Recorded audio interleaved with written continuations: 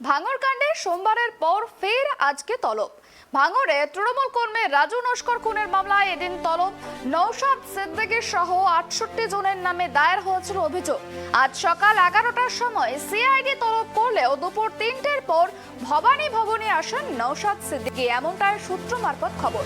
সিআইডির ডাকে সোমবারের মতো ফের হাজিরা দিতে আজকে ভবানী ভবনে আসেন আইএসএফ বিধায়ক নওশাদ সিদ্দিকী। গত ১৬ জুন ভাঙড়ের কাশীপুর থানায় একটি অভিযোগের প্রেক্ষিতে এই তদন্ত শুরু করে সিআইডি।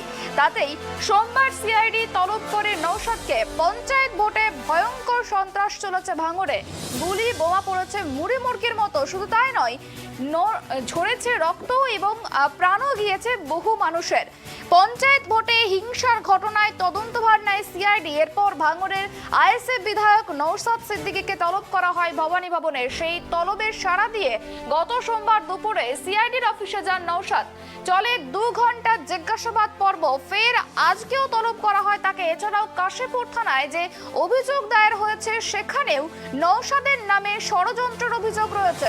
সূত্রের খবর, সোমবার তদন্তকারীরা নওশাদের কাছে মূলত জানতে চান পঞ্চায়েত ভোটে ভাঙড়ে নওশাদের ভূমিকা কি ছিল, তার দলের ভূমিকাই বা কি ছিল। এই প্রশ্নগুলি সেদিন তাকে করা হয়েছিল।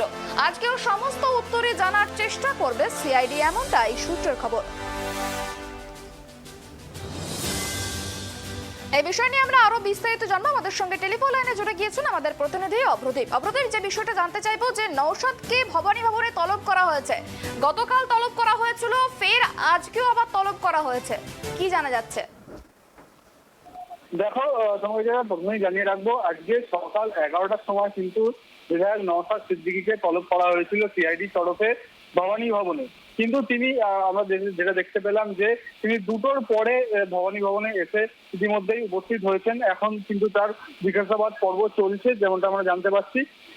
প্রায় ২ ঘন্টা অতিক্রান্ত হয়ে গেছে জিজ্ঞাসাবাদে। তাকে মূলত জিজ্ঞেস করা হচ্ছে কাশীপুর থানায় যে অভিযোগ দায়ের হয়েছে, সেই অভিযোগের ভিত্তিতেই তার সেই বিষয়ে তাকে জিজ্ঞাসাবাদ করা হচ্ছে। যেটা মামলা করা হয়েছিল রাজু নস্কর একটি খুনের মামলা করেছিলেন এই কাশীপুর থানায়। সেই কাশীপুর থানায় নওশাদ সিদ্দিকী সহ ৬৮ জনের নামে দায়ের করা হয়েছিল অভিযোগ। সেই বিষয়ে কিন্তু নওশাদ সিদ্দিকী কিন্তু এর আগেও একদিন জিজ্ঞাসাবাদ করা হয়েছে ২ ঘন্টা। আজকেও প্রায় ১.৫ ঘন্টা অতিক্রান্ত হয়ে গেছে, তাকে কিন্তু ইতিমধ্যেই জিজ্ঞাসাবাদ করা হবে। নওশাদ সিদ্দিকী যখন ভবানী ভবনে ঢুকছিলেন তখন সাংবাদিকরা যখন জিজ্ঞাসা করে তখন তিনি জানান যে জিজ্ঞাসাবাদ পর্ব শেষে তিনি যখন ভবানী ভবন থেকে বেরোবেন তখন তিনি সাংবাদিকদের সম্মুখীন হয়ে জানাবেন পুরো বিষয়টি।